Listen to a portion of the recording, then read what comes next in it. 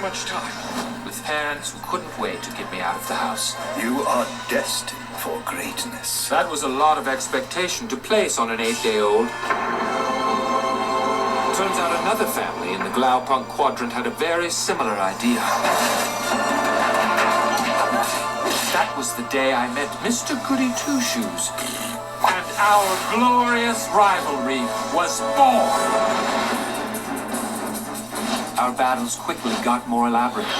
You've fallen right into my trap. You can't trap justice. He would win some. I would almost win others. He took the name Metro Man. I decided to pick something a little more humble.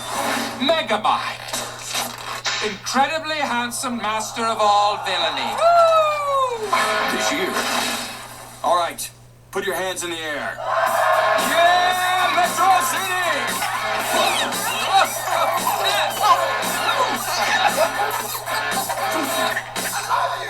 And I love you, random citizen. A battle between good and evil.